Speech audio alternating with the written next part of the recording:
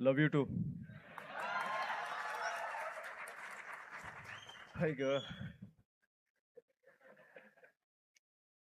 नमस्कार.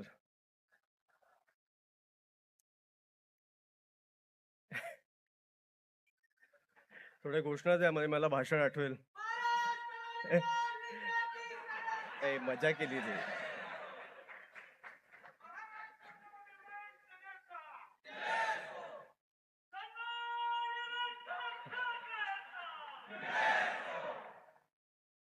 अ, सर्वप्रथम मला वाटतं की आपलं चालू व्हायच्या आधी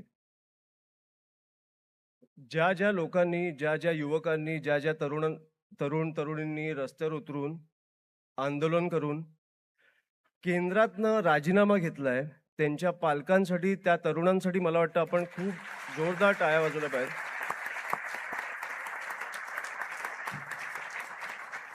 मी जेन्युइनली सांगतो, मी तुम्हाला जेन्युइनली सांगतो, मी राजसाहेबांचा मुलगा नसतो तर मी राजकारणात आलो नसतो. आणि हे मी खूप जाणून बुजून बोलतो. मी दरवेळेला बोलतो कारण मला राजसाहेब माझे वडील आहेत म्हणून नाही, ते राजकारणात आहेत म्हणून नाही, कारण माणूस प्रामाणिक आहे.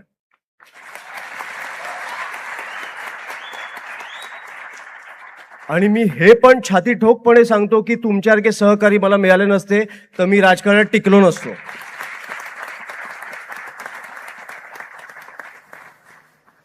जेन्युइनली मला तुम्हाला सांगायचं आहे की जे काय आता फॉर एक्झाम्पल आपले अनेक आंदोलनं झाले गेल्या अनेक वर्षात. मला राजसाहेबांनी जेव्हा विद्यार्थी नेत्याचं पद दिलं, महाराष्ट्राचा दौरा निघाला, तुमच्यासारख्या अनेक तरुण तरुणींना भेटलो. आपण पहिलं युनिट स्थापनेचा कार्यक्रम दिला, तो तुम्ही इतक्या उत्तम प्रकारे राबवलाय.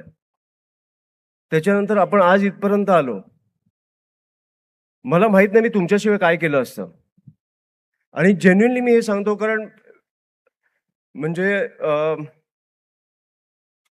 फॉर एक्झाम्पल आता तुम्ही आत्तापर्यंतचा दौरा झाला तो सगळे जे झाले आंदोलनं मला वाटतं विसरला पाहिजे.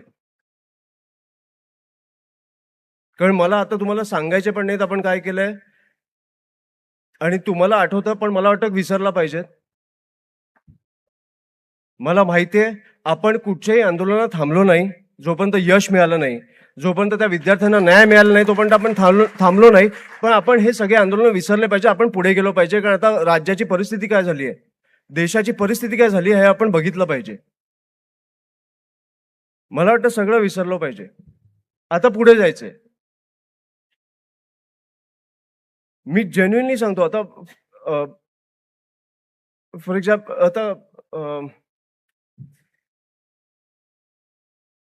आता मी विसरायला लागलोय तुमच्या उत्साहामुळे. पण जेन्युइनली खरंच आता मला खरंच सुचत नाही. मी येतो परत, थांबा.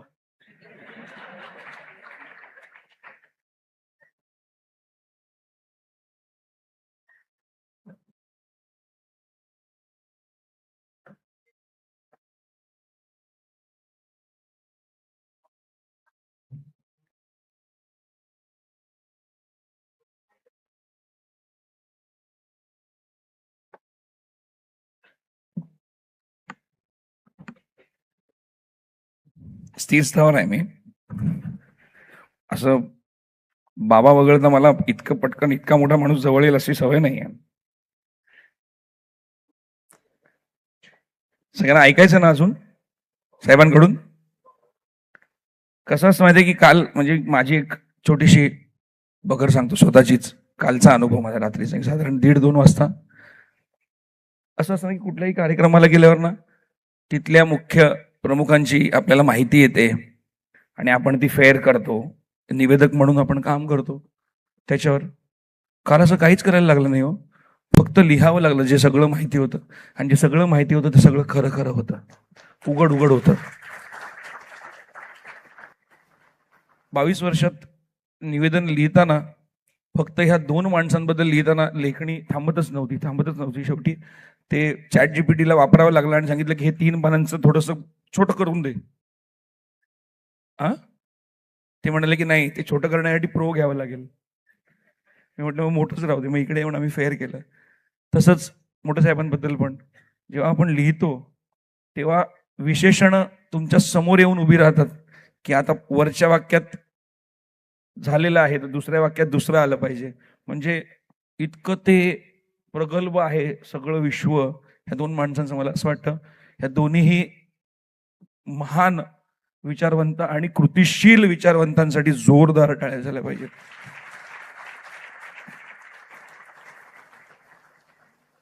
आणि कसं आहे की विद्यार्थी सेनेचा हा खूप मोठं व्यासपीठ आहे. मी फक्त एकच वाक्य म्हणतो की निवेदन क्षेत्रात येण्याच्या अगोदर मला घरात ही लढाई करायला लागली होती. म्हणजे बाळाकाका कदाचित 10 वर्ष ते दुसऱ्यांदा ऐकत असेल माझ्याकडून.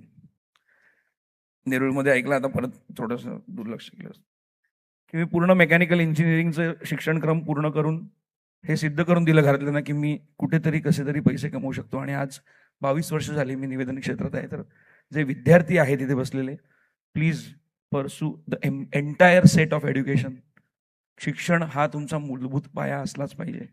आणि जर अमित साहेब आणि राजसाहेबांसारखे आपल्याकडे खंदे मार्गदर्शक आहेत तर शिक्षण थांबवण्यासाठी कोणीही तुम्हाला प्रवृत्त करू शकत नाही.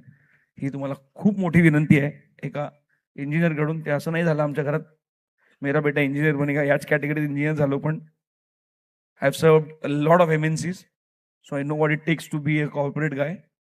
किती जण इथे इंजिनिअरिंग वगैरे, किती जण सध्याचा हॉट टॉपिक डॉक्टर्स? मी येतो साहेबाले.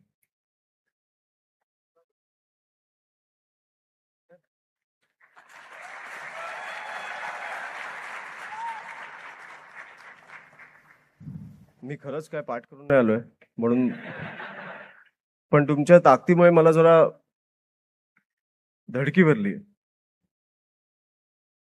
मी जेन्युइनली सांगतो. मी आज आता आधीचं आठवते ना का परत बोलू? पण जेन्युइनली मला आजपर्यंत आपण कामं केलेली तुम्ही विसरून जा. ह्याच्या पुढे आपल्याला काय करायचं हे लक्षात ठेवा. मला वाटतं की तुमची ताकद तुम्हाला कळली पाहिजे.